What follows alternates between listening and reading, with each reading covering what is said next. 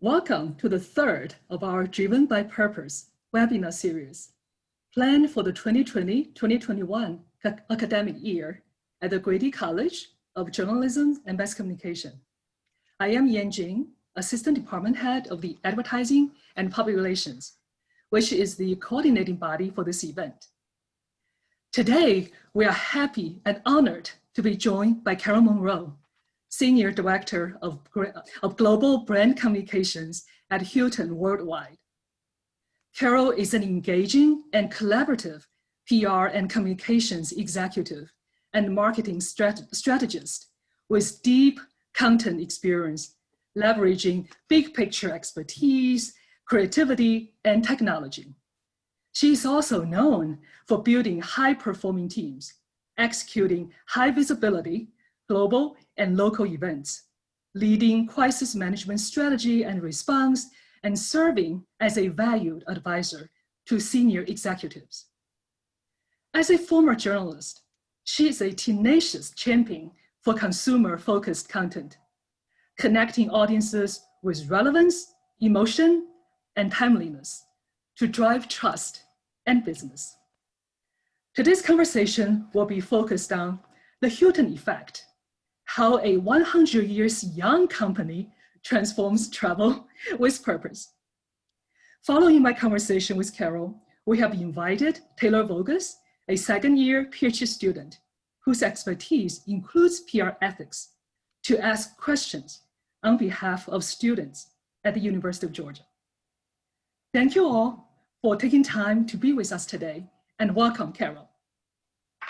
Thank you, Yan. So glad to be here back with my fellow Georgia Bulldogs on a fall afternoon. It just brings back so many great memories. And I want to thank the college for inviting me to be part of this auspicious week of talking about purpose as it relates to advertising and PR and all the things that these disciplines are doing to help us through some really interesting times.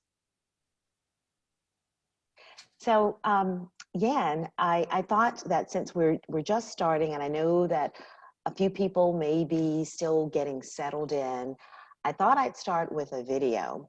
And I want to just share this video that we produced actually before the pandemic. And that's to let you know that purpose for Hilton has been a lifelong goal ever since the founding of the Hilton Corporation by Conrad Hilton. Just a little over 100 years ago. We celebrated our 100th anniversary last year in 2019. And who knew what 2020 would bring us? As you all may know, if you follow the news, the travel industry and the hotel industry in particular has been brought to its knees by COVID-19. But we're already seeing those green shoots coming up and resurgence, and we're really, really optimistic about the future.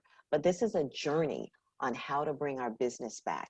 And it's quite the living case study for those of us who study communications. And I'm excited to get into talking about a lot of that with you guys in just a few minutes. But I thought I'd start out with a video that really aptly explains what purpose means for us.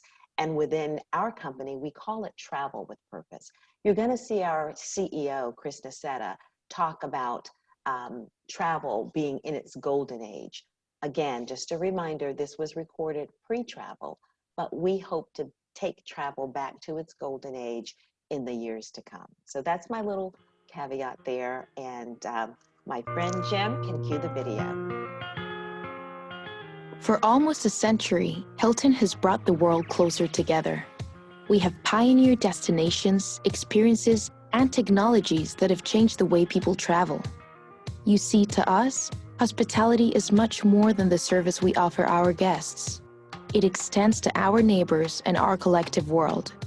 Creating a positive social and environmental impact is woven into our business strategy. It is who we are and who we always want to be. And now, we're taking our travel with purpose commitment to a new level. As our industry experiences record-breaking numbers of travelers, we need to lead in ensuring that our communities can realize the full economic benefits while preserving the environment. So we're taking a bold step by pledging to cut our environmental footprint by half and double our social impact investment by 2030. Our hotels already contribute to a more inclusive economy. To enhance their impact, we are doubling our investment in social programs that provide economic opportunities for all, including youth, women, and people with disabilities. And we are preserving our planet for future generations by reducing our carbon emissions by 61% and sending zero soap to landfill. Each of our hotels is empowered to have a lasting, powerful impact on our communities. With these new commitments, we're ensuring that every guest who stays at a Hilton is traveling with purpose. Wow. Thank you, Carole. What a compelling story about Hilton's Travel with Purpose initiative. So can you tell us more about how Hilton's vision, travel unites all of us, how that vision has evolved as being driven by purpose from 100 years to today? Well, I'll tell you an interesting story about our founder, Conrad Hilton. And yes, he is related to Paris Hilton. I know many of you know that name. She would be his great-great-granddaughter, I think, if I got that correctly. But I want to share with you that Conrad Hilton was a self-made man. He grew up in New Mexico, worked really hard, learned the hospitality business from his parents because they started operating basically their home as a place where travelers who were heading out west to make new discoveries, mining was big, and people were heading out west to find the next big thing. And along the way, they needed a place to lay their heads. And his parents taught him the importance of meeting the train when it came into the station, helping people with their bags, giving them a place to stay. They were operating essentially a boarding house at their home where they had a place to stay. His dad had the store downstairs, so they had a place to go and buy sustenance and meals. And then they made sure that those folks felt taken care of. So those were the seeds of hospitality being planted in him. And when he got on his own and started making some money and had enough money to purchase something, he wanted to purchase a bank. And he went to the bank and they said, "Nope, sorry, we're not for sale." So he looked around this small town and saw this hotel and said, what can I do with that? How much is that? And he purchased this little hotel, and it became the first Hilton. That was the seeding of the first Hilton hotel. And from there, we became the first global hospitality company. The first global hospitality company. And now we're in about 60, we have about 6,200 properties in more than 118 countries. And it takes close to 900,000 Hilton employees around the world to run these properties when we're up to 100% of our business. That is not the case now. COVID has changed those numbers, unfortunately, particularly from a team member perspective. So for all of us who are feeling the pain of knowing family members or friends who may be unemployed, the hotel industry is not immune from that as well. So some of the things that we've had to focus on due to COVID, because as you think about going through a crisis, our CEO, Chris Nassetta, really boils it down to a few key things. The very first thing you have to do is to protect your people. And then you have to look at protecting your core business. And then you've got your core business and your people protected. You also have to look at making sure you have a resurgence plan to bring the business back. And that's where we're really focusing our attention on all those three things quite maniacally right now.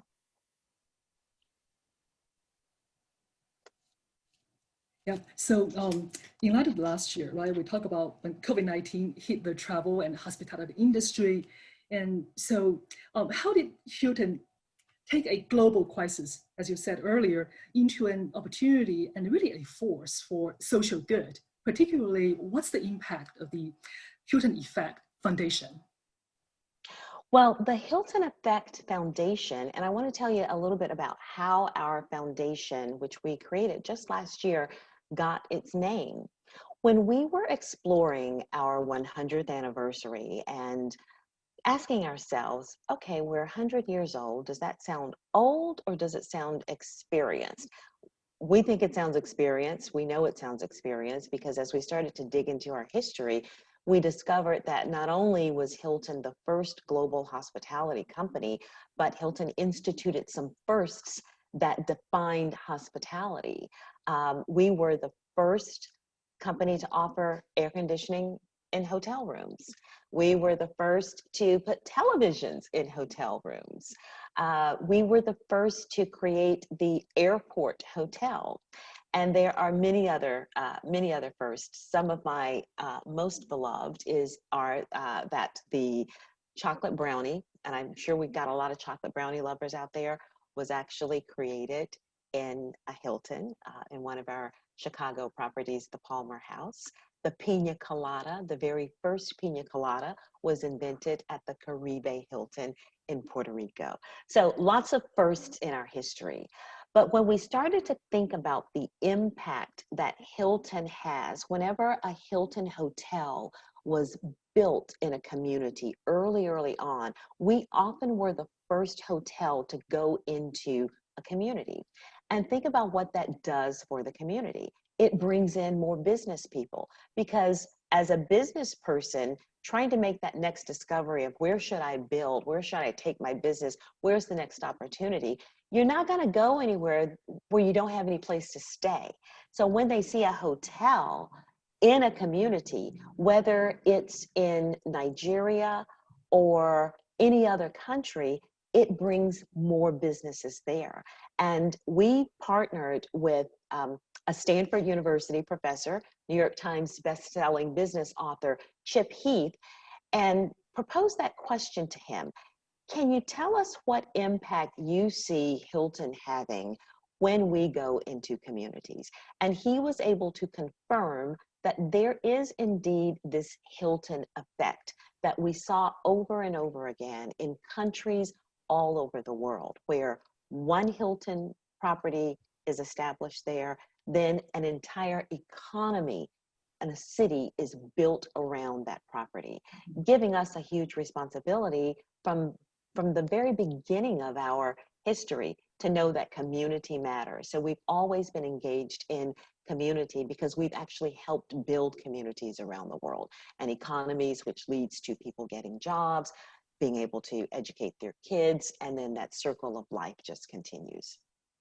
Yeah, I want to follow up on the community support perspective, right? In light of COVID-19, everybody, we all need to practice caring for each other, support each other. So what did Hilton do to support their family, their employees? And also, how do they go into communities globally to support the global communities? Absolutely. And as you guys could see from our Travel with Purpose video, we've been engaged with purpose from the very beginning. So when COVID hit, the needs were obvious. In taking care of our team members, we had team members who were hard hit by COVID, who were just trying to figure out how to make ends meet, how to take care of sick family members. So we made sure that our lines of communication to our team members were constant, giving them constant updates on what the business was doing, how we were doing, checking on them in communities around the world, and setting aside some of the funds from our Hilton Effect Foundation for our own team members so that they could have the resources to get some of the things that they needed in the most critical times of COVID-19. And then for our employees, for our team members who were on the job, making sure that they had access to all of the PPE equipment that they needed at home and in hotels around the world, and working with our owners as well. Because a lot of people may not know, Yan, that Hilton is actually a franchise model business. And that means Hilton Corporate is responsible for the branding of all of our 18 different brands and setting the standards and providing the infrastructure for a small business person who might want to purchase their own hotel to think about purchasing a Hilton property. So many of our properties, most of our properties are now actually owned by businessmen and women who adapt Hilton as their preferred franchise. And we have 18 different brands. So we're really proud of that aspect of our business model, because that's just another way that you're helping to grow economies by empowering businessmen and women to own their own piece of Hilton's success. That sounds great. And I know that in our earlier chat, I know, Carole, you're coming here, have some presentation or some videos, and to illustrate some more stories you would like to share with us. So if there's any you would like to share with further, just we'll follow your lead in the journey together. Fantastic. I just have a short little presentation, and patience, you guys, because there's always a gremlin in the AV. So we'll try to make this work well. We've practiced many times. I'm going to share my screen and take you through a short presentation, and then we'll be able to open it up to some Q&A after that. Can everyone see my screen now? Can everyone see the screen? Okay, very good. I'm going to look to the side because my presentation is actually on another monitor over here. So not being rude, just want to let you guys know that's what I'm doing. So, we call this delivering hope and hospitality during a global pandemic, and it allows me to kind of update you on what we've done most recently in the pandemic.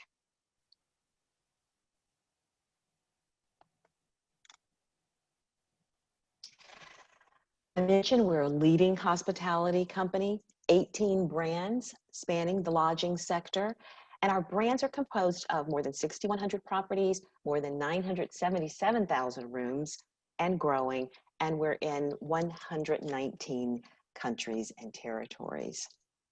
By 2030, as you may have heard on the video, and I know people learn differently, some people learn by reading and others orally, so here it is in print as well. By 2030, we're going to cut our environmental footprint in half and double our social impact. And doubling our social impact is about partnering with communities, looking at youth and helping to ensure that we're helping young people gain employment and find jobs, as well as skills. And then the Hilton Effect Foundation that I mentioned, our goal is creating a better world to travel by investing in communities and sustainable solutions. The impact on travel and tourism, as I mentioned, we're in it and it has been tough. But this is why it's really important to think about travel as the huge economic engine that it is. Oftentimes people think about travel in terms of leisure vacations, and you think that, oh, this is something that's an option in life. Well, we've all been feeling how it feels to not be able to get out there on the road, to have your summer vacation plans decimated, to not be able to reach out to family and friends all over the world. Those are the things and the feelings that drive us. And it's that emotional impact of travel that we've been missing that we know assures us that travel is going to come back, because as soon as we can all get out there and get on the road, whether it's a road trip, which a lot of people are doing right now safely, or getting on a plane.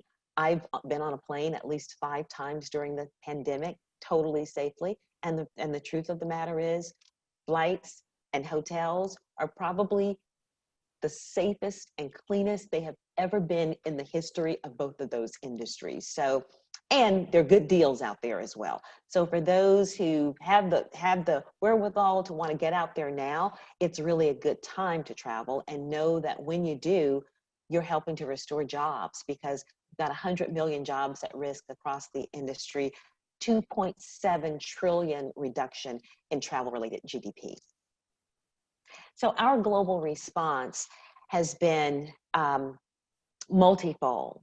We've worked with, partnered with, and contributed to organizations such as Project Hope, such as the World Central Kitchen. Some of you may be fans of Chef Jose Andres, who shows up all over the world wherever there's a crisis, just lending help and the comfort of food and a good meal. Working with organizations such as Direct Relief, as well as Consorcio Farsi Prossimo. Clean the World, I want to just note that one in the middle. This is an ongoing organizational mission of Hilton's. We are one of the top sponsors of the Clean the World program, because when you think about going to a hotel and those little bars of soap, do you ever wonder what happens to them after you leave the hotel and maybe you've only used them once or twice? Well, we have a way to recycle all of those bars of soap so that they are totally sanitized and can be created into brand new bars of soap, which we then work with the Clean the World organization to distribute to communities around the world that may not have access to soap. And that simple access can save lives because it helps with sanitation and helps communities rid themselves of germs that could cause death.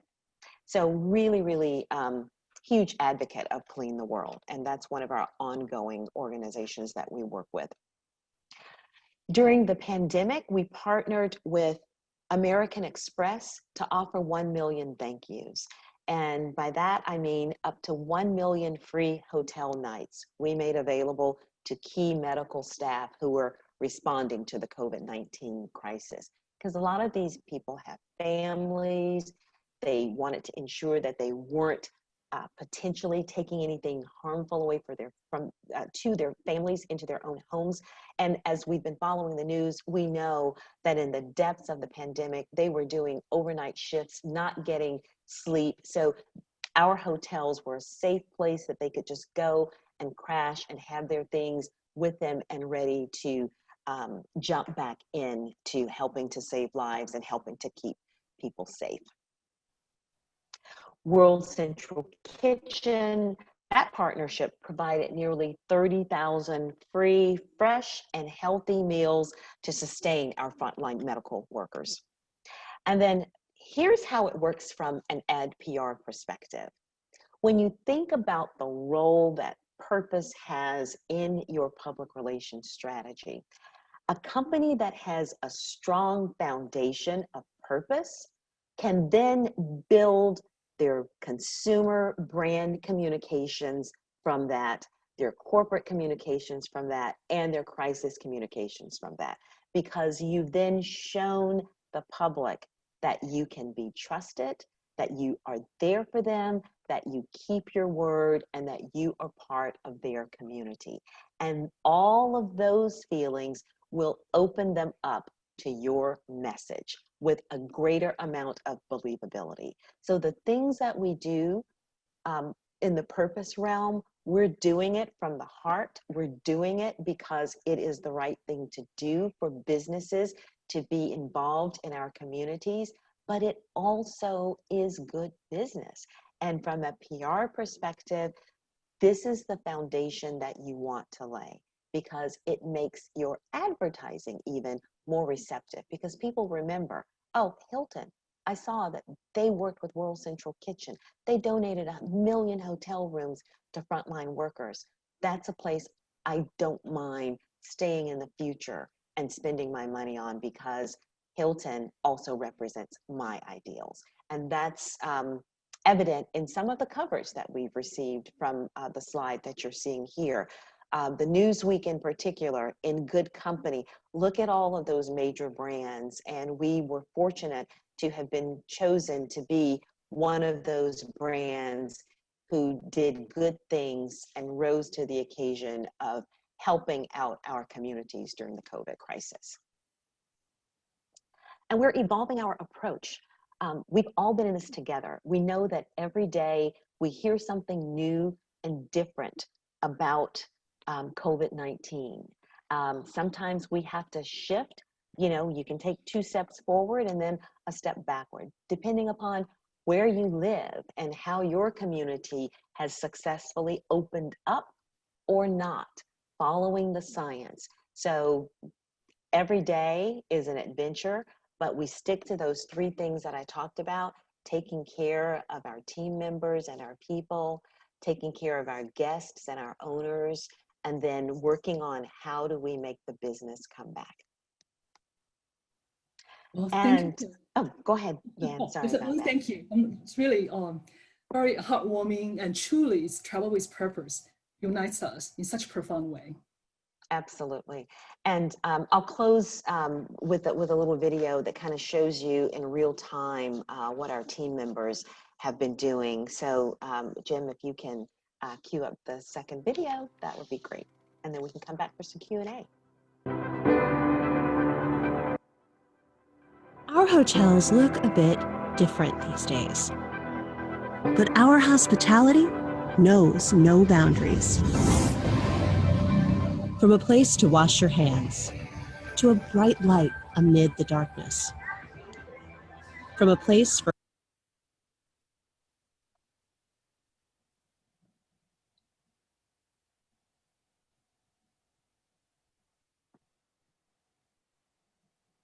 Oh, looks like the video may have frozen. Oh, it's okay. Well, our conversation We'll just will roll carry with it. Exactly. Yeah, We'll just roll with it. It's like travel, right? Sometimes you have to follow the map, but meanwhile, make a stop and check something else out. Enjoy that. So on that note, because first of all, thank you, Carole, for showing the story, the images, and the video. Really, it's such an illustration of how the light of the Hilton effect has been spread out in all the things you do driven by purpose. So I would like to really kind of take an opportunity to zoom in on one focal point because it's very close, dear to the hearts and stomach of many people, including myself. So that is the Hilton DoubleTree cookie. Yes, the cookie. I've been waiting for this moment. So this past April, the Hilton DoubleTree cookie, Hilton DoubleTree revealed the cookie recipe so that bakers can recreate this warm, wonderful, delicious, welcoming treat at home. So what are the stories behind the secret recipe revealing and how it has become such an embodiment of the Hilton effect? You know, that's a really good example of a huge PR moment and how you can take something that's really, really simple and capture the world's attention. So during the pandemic, one of the things that we thought about from a consumer PR perspective is how can we, knowing that people aren't going to our hotels, how can we extend the Hilton experience to home? We were all sheltering at home at this point. What can we do? So we created a series of storylines that we called Hilton at Home. And the biggest one was the decision to reveal for the first time the recipe of the DoubleTree chocolate chip cookie. And if you've ever stayed at a DoubleTree by Hilton hotel, when you check in, you get a warm chocolate chip cookie, and it has walnuts in it too, and that just makes it so good at check-in. And I've been known to beg for a second one, but don't tell anybody because that's really against the rules, but they're so good. So we revealed that recipe, and unbelievably, we received more than 5 million views on the site where the recipe was posted. And the reaction from our Hilton Honors members, and that's our loyalty program. It's free to join. I encourage everybody on the call to go online, look up Hilton Honors and join, because you collect points, and those points will eventually lead to some cool free stuff that you get when you stay with us. But the social media reaction was amazing, and it was all about the cookie and people looking for things to do with their kids, and it just made sense, and it was the perfect expression of Hilton hospitality. That's fantastic. Thank you for sharing that, the story behind. Actually now I would like to segue into my last question before we hand over to our student, because they are so eager to ask you questions. So what is in this kind of recipe sharing spirit, right, Carole? So what is your secret recipe for fulfilling your purpose as an individual and as a highly successful communication executive? So are there any secret ingredients that you wouldn't mind sharing with all of us? We want to learn from that great recipe for success and fulfillment. Yeah, that's a really good question.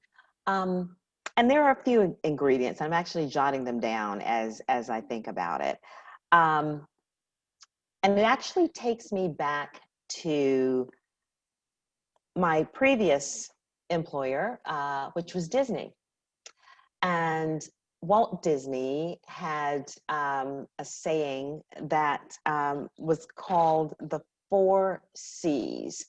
And I'll talk about 3 of the C's, and maybe the 4th one will come to mind. But I've always carried these with me. One of them is curiosity. As a former journalist, that drove my success. I was always curious about how things work, why things happen,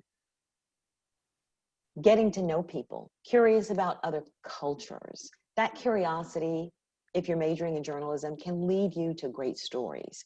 And it also is the driver to asking good questions.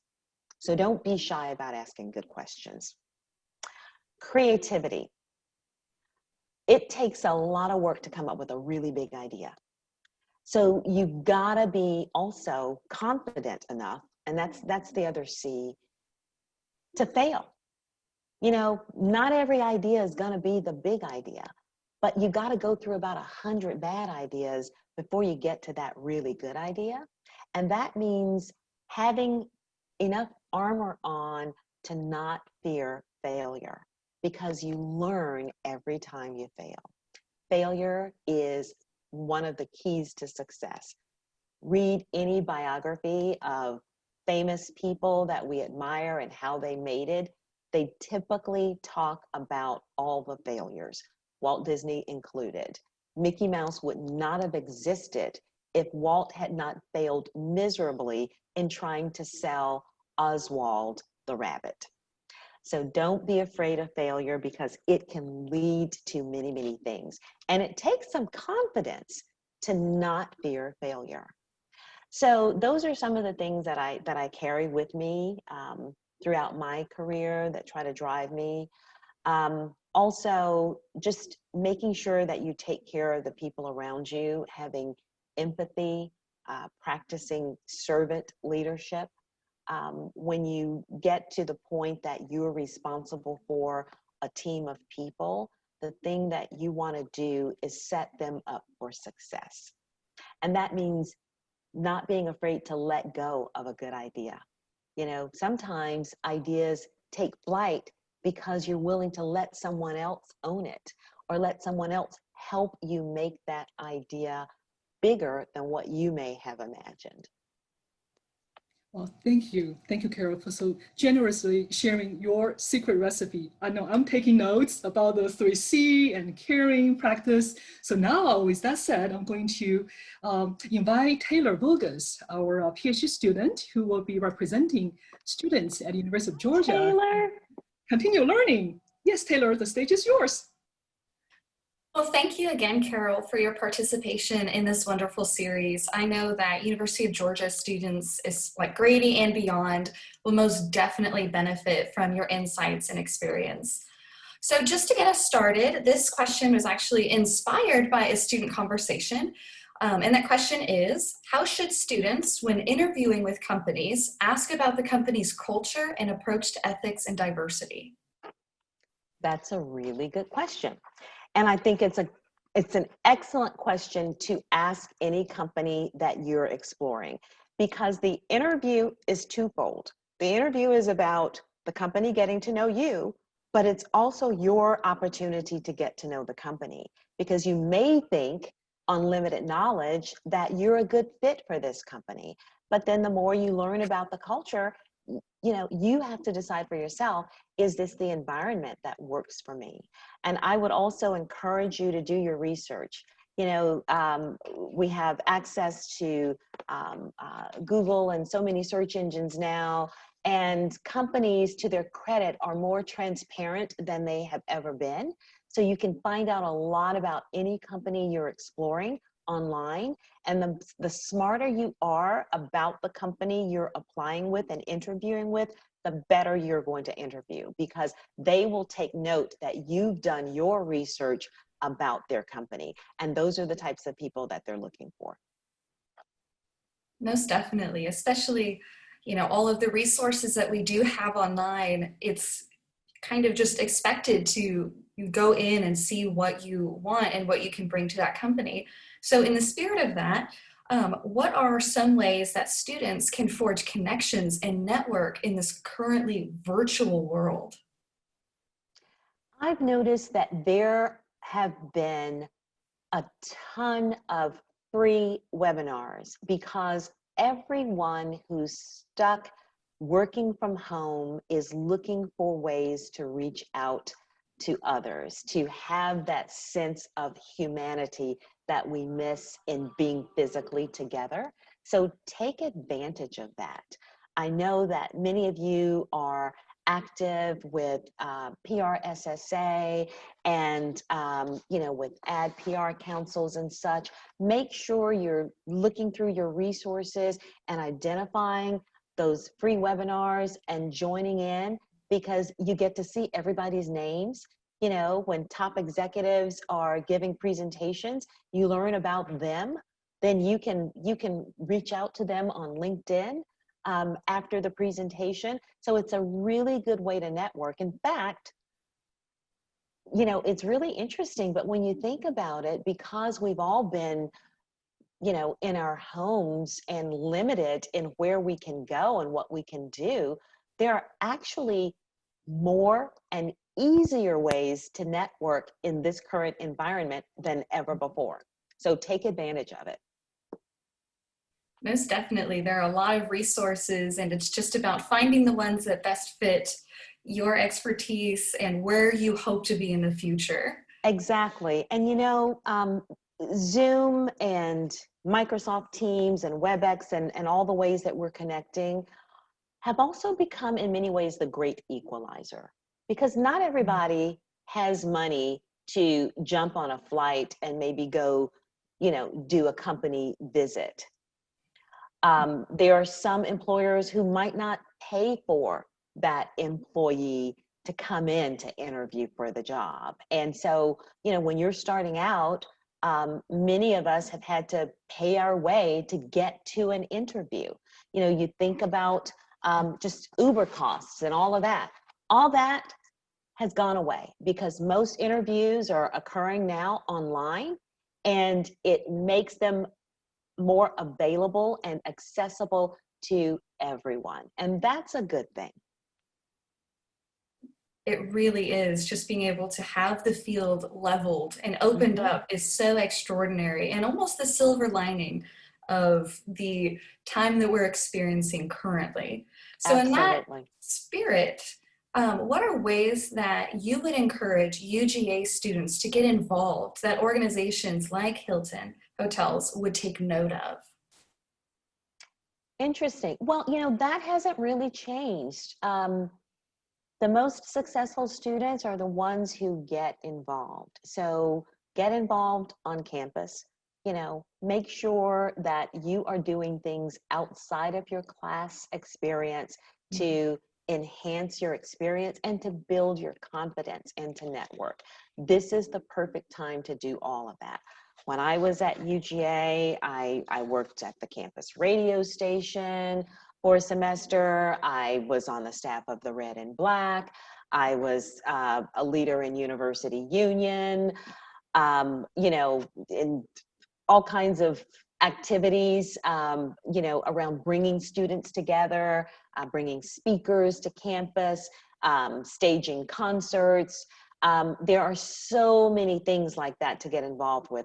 And I know right now it's challenging because we are limited, but again, thinking about how we can use Zoom creatively, you can You can start a podcast.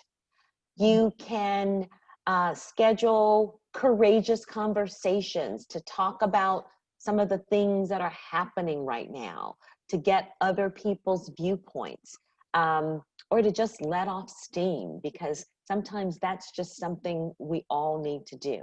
So utilize technology to bring people together. And you can do that without even having to leave your room. Well, Carole, I loved that response. I think it brought up part of the key, the secret keys to success with the creativity and using what we have available, and then also opening ourselves up to viewpoints and learning and diversity, which I think are so important. So in that spirit, thinking of like Hilton Hotels initiatives and the campaigns and things that you've been a part of, what thought exercise do you go through to make sure that the organization's mission, purpose, and goals line up with your chosen initiative and what you're planning to do? That's a really good question, Taylor. And, you know, to ensure that the work that my team and I do lines up to our goals, and you're going to find this in most major companies, a lot of time and thought is dedicated to defining our KSPs and being very strategic and actually quite formal about it, to ensure that every team member understands these are the top 4 objectives of our company. So we pretty much embed it in everything we do because we spend time with it. It is tied to performance objectives usually.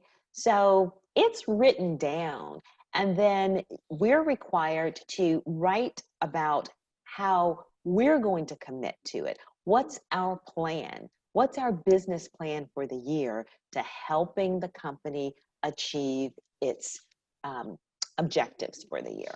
So it's a very formal process, and I think that's good because it takes the guesswork out of it. It puts everybody on the same page, working toward the same big goals. And we're seeing that more companies this year than ever before are including things like inclusivity, diversity, and inclusion as major KSPs for the company. And my experience in the business world is that not only is it the right thing to do, it is good business, because companies that do that have been statistically proven to be more successful than companies that do not. I love how you outlined the not only just the morality of what you're doing and working together, making sure everyone's working toward what Hilton Hotels means and the purpose there, but also how it's the business side of it as well. It's not just, you know, one thing just to check off and say that we've done that. So for my last question, and kind of just focusing back on the students and taking what you said about the core of a business, I would say that most students, especially UGA Grady students, have the desire to end up working with a brand that matters, like Hilton Hotels. But we can't always start there. So are there any tips that you would give students on how to either be patient or work toward that goal, or maybe starting an organization and help enhancing that original place toward more ethics, more morality, more of that goal-driven purpose?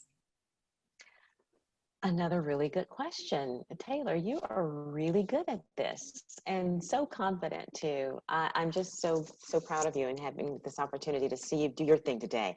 But I want to say this to everyone. You know, this year has been really, really tough on everyone.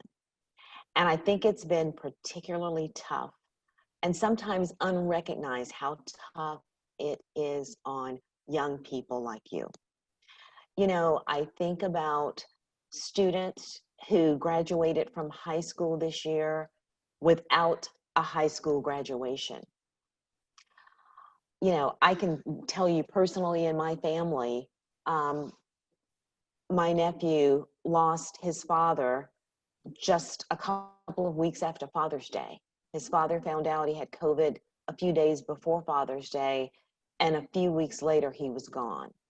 And this was my nephew's senior year in high school, outstanding kid, was so looking forward to graduating and having his family there.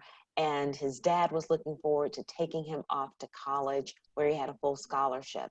And he had to make that trip without his father. And I know that there are many other stories like that amongst us. I think about the class of 2020 at UGA. 2020, it's the sound of it as we were moving toward this year sounded so great and fantastic, and who knew that it would bring this, and that the class of 2020 wouldn't be able to be in the stadium like all the classes before them and having that wonderful graduation experience that we all wanted for them. And I think about those who have been trying to get jobs after graduating, and it's really, really tough because companies have had to downsize or even close, and the opportunities just aren't there. So what do? First of all, the thing that you do if you're feeling overwhelmed is make sure you reach out to someone and talk. Know that it is okay to talk about what you might be feeling, especially if you think you're feeling depressed. I just want to say that because we have to look out for each other. And if you have a friend that you're worried about, take them aside, have that conversation so that we can be there to support each other. It is really, really important. And just because you're young and in college, I want you to know, and I want you to remind the adults around you, when you need help, raise your hand and say, you know what? I'm not doing so well right now. And I can tell you, there have been days when I've been looking at the news and seeing all the crazy things that have happened, and I've been really distraught by it. And you know what good companies have done, good companies that lead with purpose? They've said to their employees, if you need to take a day, if you need to take a mental health day or a break, do it. Because a lot of people like me, a person of color, have seen some things in our lives. And the Black Lives Matter movement, the police brutality that we've seen over and over again is really heavy on hearts right now. And that's not just heavy on the hearts of people of color, it's heavy on the hearts of everybody. Because if you know anything about the history of this country, it's when we're all working together that things have changed. And that is the case now. That's what gives us all hope for the future. So I just wanted to say that piece. And now I'm going to get back to the job hunting piece, but that was really on my heart. We've all got to learn how to pivot. That right opportunity may not be there at this moment. But if it's a brand that you like, and they're not hiring at the corporate level, but maybe you just got to make some money right now, it's okay to take an hourly job at Target to tide you over. Because guess what? You're learning about Target from the inside out. And when that Target corporate job opens up, you're actually going to be more prepared for that job and more well-informed because you've seen how Target works through the eyes of its consumers. And that is good knowledge to have. So when you can't get the big job with the brand that you're looking at, you know what? Maybe you need to pivot and consider, well, this could be an interesting way to learn a little bit more about that brand. Don't be ashamed if you have to make those kinds of decisions in the atmosphere that we're in right now, because it's going to give you such a strong story to tell that you did what you needed to do to find success in the moment. And that you're a person who rolls up your sleeves and gets in there and does good work, whether it's by the hour or salaried for the year. Your employer can depend on you to get in there and be a leader. And so that's one of the things that I just want to share, because I know people are having to make those tough decisions right now. And then the other way to think about things right now are, hey, good time to continue your education. Go for that master's degree. And by then, things will be better and you'll be even stronger as well. Yes, well, I actually moved to add pivot to one of the secrets of, how to be successful, because it is so important that, life will just change and evolve, things will happen, and we have to be willing, and the willingness will hopefully alleviate some of the stress or the pressures that we feel. But I just want to say thank you again, Carole, for sharing your experiences and expertise and compassion. That kindness is resounding and will inspire UGA students and communities beyond our immediate reach. I know we're all benefiting from your insights and Hilton's strong core purpose. We appreciate you sharing your experience. Thank you. This has been great to be able to share with you, and I hope my words have been encouraging in some way. Hope to see some reaching out to me on LinkedIn. I love to have those conversations, and looking forward to the next opportunity to cheer you guys on, because you are the future. It's going to be a bright future, because I know we have some compassionate people right here at UGA who are smart, who are about service and leadership. And I can't wait to see all of you guys shine in the many, many ways that I know that you're capable of doing. I appreciate you, and I appreciate this opportunity. Thank you.